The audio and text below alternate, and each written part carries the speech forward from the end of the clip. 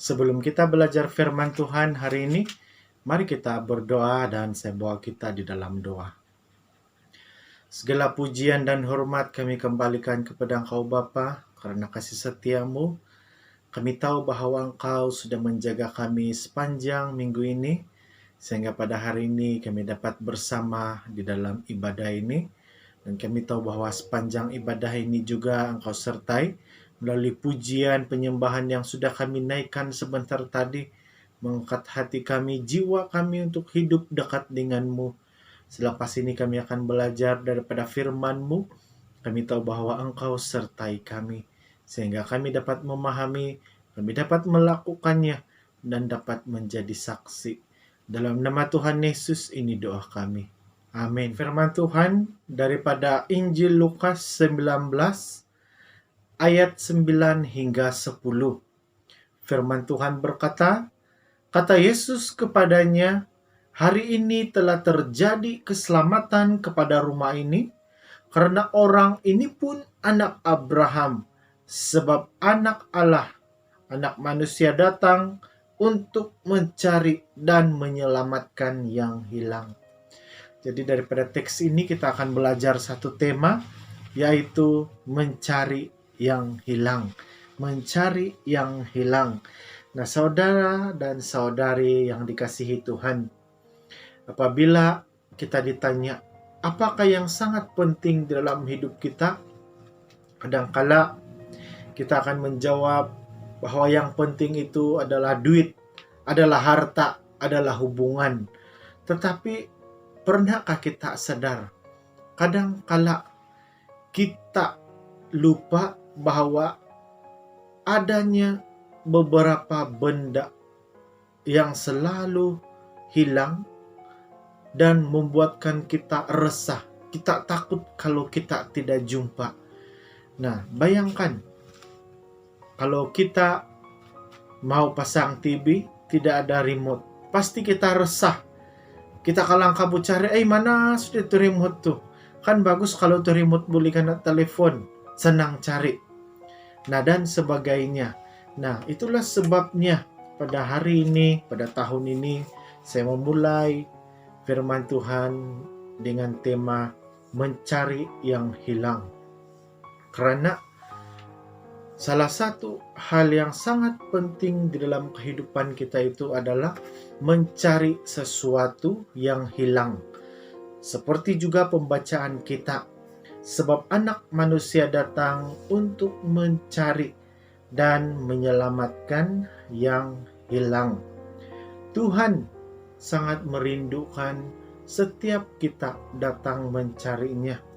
Dan itulah sebabnya pada waktu Natal kita merayakan kelahiran Yesus. Kelahirannya itu salah satu sebab adalah karena dia ingin mencari dan menyelamatkan orang-orang yang hilang. Jadi kita masuk di dalam poin yang pertama. Bagaimana? Siapakah yang mencari orang yang hilang ini? Yang pertama, yang mencari orang yang hilang ini adalah anak manusia. Anak manusia yang dimaksudkan di dalam pembacaan kita ini adalah Yesus Kristus. Yesus Kristus merupakan anak tunggal Allah yang telah diutus, lahir daripada seorang anak darah yang bernama Maria. Itulah sebabnya dia dipanggil sebagai anak manusia, karena dia telah lahir sebagai manusia sejati, lahir daripada seorang perempuan, yaitu Maria, dan membesar seperti manusia biasa. Dia juga memiliki perasaan, dia juga memiliki keterbatasan, tetapi dialah satu-satunya manusia yang tidak berdosa. Dan tujuan kelahirannya di dunia itu adalah untuk setiap orang yang hilang, untuk setiap orang yang memerlukan keselamatan. Itulah tujuan kelahirannya. Lalu kita melihat di dalam kata-kata malaikat, kamu harus menamakan dia Immanuel, karena dialah yang menyertai, dan dia juga dikatakan sebagai penyelamat manusia. Nah, itulah karakter Kristus, yaitu datang sebagai penyelamat manusia. Tujuannya adalah untuk kamu dan saya. Dia datang dengan misinya untuk menyelamatkan setiap orang. Nah, jadi begitu juga dengan kehidupan kita. Kalau kita mengaku kita sebagai anak-anak Tuhan, kalau kita mengaku sebagai orang-orang Kristen, marilah kita miliki visi ini bersama. Nah, di dalam pelayanan kita di Keningau juga, saya sangat rindu supaya kita semua memiliki visi ini. Mungkin pada tahun lepas, karena lamanya kita tidak ada ibadah di gereja, maka jemaat pun kelihatannya seperti kurang. Mungkin ada sudah yang jadi suam-suam kuku, ada yang tidak lagi mau ke gereja dengan sebab-sebab tertentu. Tetapi bagi kita, marilah kita sama-sama menangkap mereka, kita mencari mereka agar mereka kembali untuk datang kepada Yesus Kristus. Itulah tujuan dan itulah misi kita bersama, yaitu mencari orang-orang yang sudah lama hilang. Dan bagi kita juga, walaupun kadang-kala kita kelihatan aktif di gereja, tetapi saya percaya ada di antara kita yang mulai suam-suam, yang mulai merasa malas sudah ke gereja. Jadi inilah juga tujuan firman Tuhan ini, agar kita dikuatkan. Karena kehidupan kita itu memerlukan keselamatan. Tujuan hidup kita itu adalah untuk diselamatkan dan bukan untuk berfoya-foya di dunia yang fana ini, dunia di mana hanya tempat kita yang sementara. Nah, anak manusia yaitu Yesus Kristus datang untuk kita disebabkan karena kadangkala kita ini hilang karena melakukan dosa, hilang karena kita malu, ataupun hilang karena kita sudah hanyut dengan dunia, dengan keadaan dunia. Yesus tidak memandang sebesar apa, sejauh mana kita pergi, dan dia juga tidak memandang seburuk apapun kita, tetapi dia memandang kita dengan hati yang terbuka untuk menerima kita kembali. Nah, itulah Yesus. Dia mau supaya kita kembali. Dia mau supaya kita bersama-sama di dalam kerajaannya. Nah, begitu juga pelayanan kita di sini. Setiap kita pasti orang-orang yang lemah, selalu berdosa. Tetapi marilah kita belajar untuk saling menerima. Jikalau ada di antara keluarga kita, sahabat kita yang berdosa, yang kita rasa, yang kita lihat mereka melakukan kesalahan sehingga mereka merasa malu untuk datang kepada Tuhan, janganlah kita tolak mereka, janganlah kita hina mereka, tetapi marilah kita sama-sama menyambut mereka, memegang mereka untuk sama-sama datang kepada Tuhan. Karena Yesus datang agar setiap kita diselamatkan, dan dia datang agar setiap kita menemukan jalan keselamatan itu. Nah, ada satu ilustrasi yang saya terbaca, yaitu seorang misionari atau pelayan Tuhan, dan dia adalah pelayan Tuhan yang bebas melayani orang-orang muda. Dan pada ketika itu dia sedang berhadapan atau pelayanannya dengan seorang pemuda yang sangat ketagih dengan dadah, sehingga pendeta ini ataupun misionari ini mulai putus asa dan berkata bahwa biarlah dia itu, seinjil dia pun, saya bawa dia pun hidup bersama Tuhan, pasti dia tidak mau dengar. Pasti dia tetap mau juga dengan ketagihan dadahnya itu. Lalu suatu hari si pemuda ataupun si pendeta ini, dia kehilangan cincinnya, dan dia mencari di biliknya dia bongkar-bongkar sudah katil dia, almari dia, dompet, bagnya tidak juga jumpa. Sampai dia puas sudah, dia penat, lalu dia duduk. Dan sewaktu dia duduk, ngam-ngam dia duduk di dekat Alkitab. Lalu dia melihat Alkitab tersebut dan tiba-tiba dia ingin buka pembacaan yang kita baca tadi itu, Lukas 19. Lalu pada waktu dia membuka itu, maka terlintas di dalam hatinya berkata, sedangkan cincinmu yang tidak berharga pun kau cari sampai kau bongkar-bongkar semua bilik kau, beg kau sampai kau penat. Apalagi dengan jiwa. Saya sebagai Tuhan sangat menghargai setiap jiwa. Itu yang terlintas di dalam hatinya. Lalu terus dia teringat dengan pemuda yang ketagi dada, yang dia sudah putus asa untuk Injil. Lalu ketika dia ingat hal itu, dia terus menangis.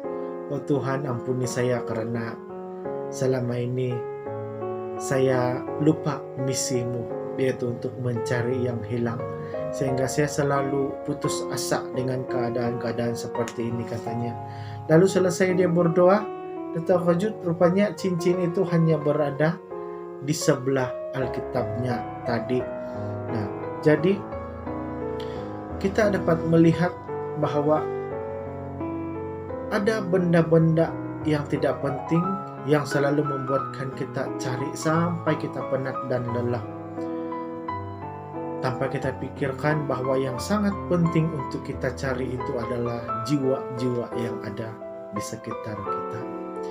Jadi marilah jemaat Tuhan, kita mulai untuk berpikir dan berhenti sejenak daripada mencari hal-hal yang tidak penting, tetapi kita mulai memikirkan di manakah kita boleh mencari jiwa-jiwa yang hilang untuk diselamatkan. Seterusnya poin yang kedua, yang terakhir yang kita boleh belajar daripada teks ini adalah Injil itu membuatkan manusia lebih baik. Injil itu membuatkan manusia lebih baik. Ada negara-negara yang menguatkan negara mereka dengan ekonomi, dengan senjata dan sebagainya. Nah, kalau sekarang ini di tengah-tengah pandemik COVID-19 yang masih lagi menyerang sampai 2001, kerajaan Malaysia sedang menguatkan sistem kesehatan, hospital, sistem ekonomi dan sebagainya, tetapi tidak mampu pulihkan keadaan yang ada. Nah, bagi kita sebagai orang-orang gereja, salah satu ataupun hal yang sangat penting yang harus kita teguhkan dan kuatkan itu adalah Injil, adalah firman Tuhan di dalam kehidupan kita. Karena ada firman Tuhan berkata, carilah dahulu kerajaan Allah, maka semuanya itu akan ditambahkan kepadamu. Jadi bagi kita, kalau kita mau kita diselamatkan, kalau kita mau supaya keadaan yang kucar-kacir pada saat ini dipulihkan, marilah kita sama-sama kuat belajar, mengenali, mempelajari Injil, karena pasti di dalamnya Tuhan memberikan sinar baru untuk kehidupan kita. Kalau kita melihat aura-aura yang ada sekarang ini, mungkin PKP akan dilaksanakan semula. Nah, itu membuatkan kita mulai takut. Nanti macam dulu lagi dikurung, macam dulu lagi tidak ada duit, susah makan dan sebagainya. Jadi mari kita serahkan hal ini kepada Tuhan. Marilah kita teguh, kita kuat belajar Injil, karena itulah yang membuatkan hidup kita akan lebih baik setelah kita mengenal Injil. Nah, buktinya di dalam pembacaan kita tadi, Lukas 19 ayat 9, kata Yesus kepadanya, hari ini telah terjadi keselamatan kepada rumah ini. Nah, Zakius yang dinyatakan ataupun watak utama keseluruhan Lukas 19 ini, Sebelum Yesus datang ke rumahnya, Zakius ini dikenali sebagai pemungut cukai. Dia mencuri daripada banyak orang dan dia juga dicap sebagai orang jahat. Tetapi pada ketika Injil masuk di dalam rumahnya, yaitu Yesus Kristus sendiri, Yesus sendiri berkata bahwa hari ini telah terjadi keselamatan kepada rumah ini. Jadi, marilah kita membawa Injil itu masuk di dalam hidup kita, di dalam keluarga kita, di dalam negeri kita, sehingga ada keselamatan yang terjadi untuk semua orang. Ada perlindungan yang terjadi dan ada pemulihan yang terjadi daripada masalah yang kita hadapi pada saat ini. Nah, saudara dan saudari, pasti kadangkala kita merasa takut, kita merasa susah untuk menginjil karena kita berpikir seperti ini. Orang tidak juga dengar betul, orang tidak juga mau ikut, siapalah saya ini untuk menginjil. Nah, kalau kita melihat kehidupan kita sendiri juga adalah manusia biasa. Kita adalah orang-orang yang penat, orang-orang yang lelah, dan makin lama makin penuh dengan masalah. Dan pasti setiap kita itu memerlukan satu kekuatan.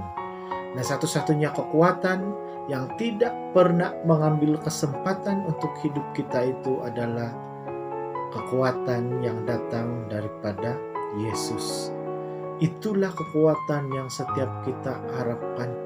Kekuatan dan ketenangan daripada Yesus mampu mengubah kelelahan kita, kepenatan kita, dan kesakitan kita itu menjadi berkat, menjadi kekuatan yang besar. Jadi, marilah kita kuat, marilah kita bersemangat untuk mencari yang hilang, karena kita tahu bahwa setiap orang perlukan Yesus. Kamu dan saya yang sedang dengar pada saat ini pun, kalaupun kita merasa bahwa hidup kita ini sudah dekat dengan Yesus, pasti saat ini kita juga perlukan Yesus. Apalagi dengan orang-orang yang tidak datang ke gereja. Bawalah mereka, dapatkanlah mereka, tangkaplah mereka, panggillah mereka, ajaklah mereka untuk hidup dekat dengan Tuhan. Karena hanya di dalam Tuhan kita akan menemukan ketenangan, kita akan menemukan keselamatan, kita akan menemukan perlindungan yang sesungguhnya kita tunggu-tunggu selama ini. Walaupun kalau hari esok kamu menginjil, kamu tidak didengar, tetapi percayalah bahwa satu hari nanti mereka akan pikirkan semula dan akan mendengar tentang Injil. Jadi kiranya daripada renungan ini menguatkan kita agar kita dapat sama-sama mencari jiwa yang hilang. Kita juga dikuatkan untuk terus giat dan aktif di dalam Tuhan. Dan kalaupun kita sudah mulai suam-suam kuku dan malas-malas datang kepada Tuhan, biarlah firman Tuhan ini kuatkan kita agar kita tetap teguh di dalam pelayanan. Sekian firman Tuhan, mari kita berdoa. Bapa Surgawi, terima kasih untuk firman-Mu yang sudah kami dengar. Kami dikuatkan melaluinya, dan biarlah Roh-Mu selalu menyertai kami, sehingga kami dapat selalu melakukan firman-Mu. Bapa Surgawi, berkatilah setiap anak-anak-Mu yang mendengar, kuatkanlah kami. Kalau selama ini kami sudah mulai suam-suam kuku dan menjauh daripada-Mu, Bapa Surgawi, bentuklah kami, ajarlah kami agar kami dapat hidup dekat dengan-Mu. Dan bagi anak-anak-Mu yang sedang sakit pada saat ini Tuhan, anak-anak-Mu yang sedang khawatir, yang penuh dengan persoalan hidup dan masalah, kami tahu bahwa Engkau memberikan mereka jalan keluar sesuai dengan masa-Mu. Terima kasih Bapa, jemaat Tuhan, kiranya berkat dari surga menyertai kamu dari sekarang sampai selama-lamanya. Amin. Terima kasih, Tuhan memberkati kita semua. Selamat tahun baru.